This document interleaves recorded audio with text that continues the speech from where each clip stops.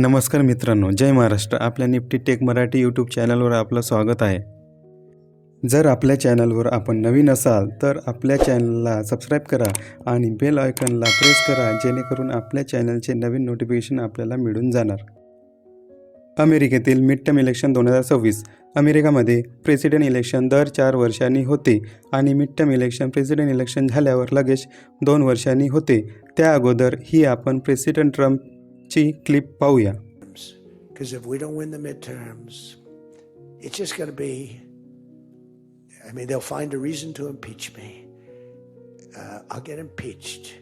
We don't impeach them. You know why? Because they're meaner than we are. We should have impeached Joe Biden for 100 different things. They are mean and smart. But fortunately for you, they have horrible policy. हा खूप महत्त्वाचा election असतो. जर अमेरिकेचा president खूप जास्त globally तानाशाही, स्वतःच्या देशातील जनतेला खूप जास्त कर वसुली किंवा त्यांच्या पॉलिसीचा जर जनतेवर खूप जास्त रिव्हर्स इफेक्ट झाला तर.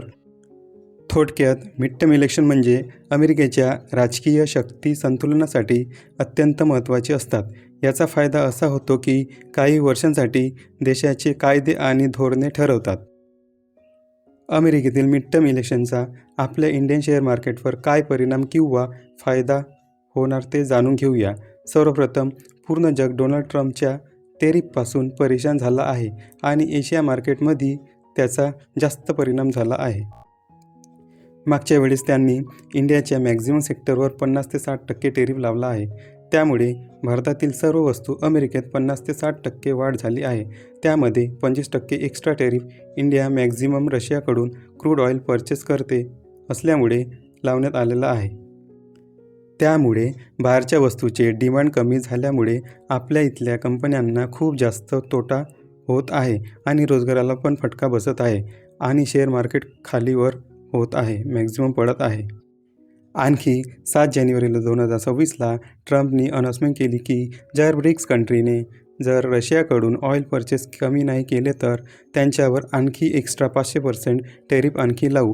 अशा पुष्कळ अशा धमक्या ट्रम्पनी खास करून इंडिया आणि चायनाला दिल्या आहेत. आता आपण मेन इलेक्शनचा मुद्दा पाहूया. अमेरिकामध्ये 2 अशा इलेक्शन पार्ट्या आहेत. एक म्हणजे डेमोक्रॅटिक पार्टी, दुसरी म्हणजे रिपब्लिक पार्टी. डोनाल्ड ट्रम्पची पार्टी म्हणजे रिपब्लिक पार्टी आहे आणि त्यांच्या अपोजिशन पार्टी म्हणजे डेमोक्रॅटिक पार्टी आहे.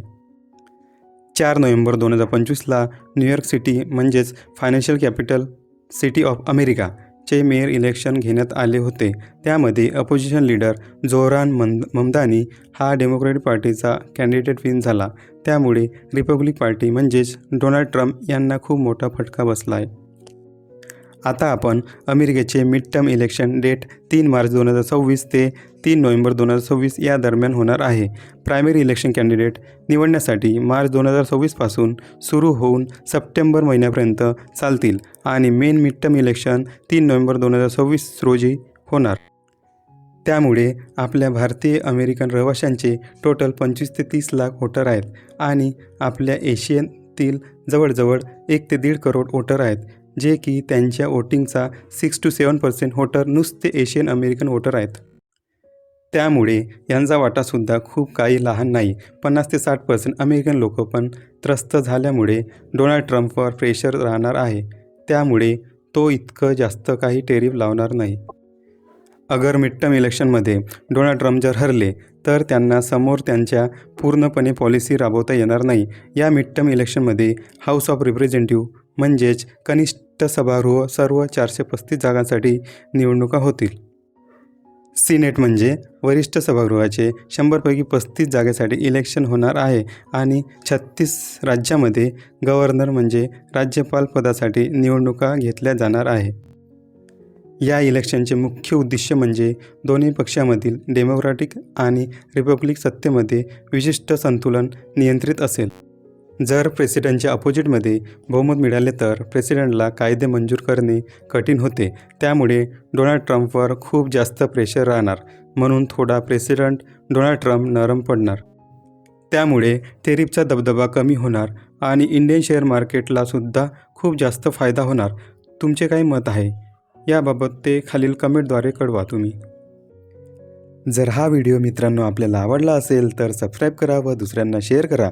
आपले खूप खूप मनापासून आभार.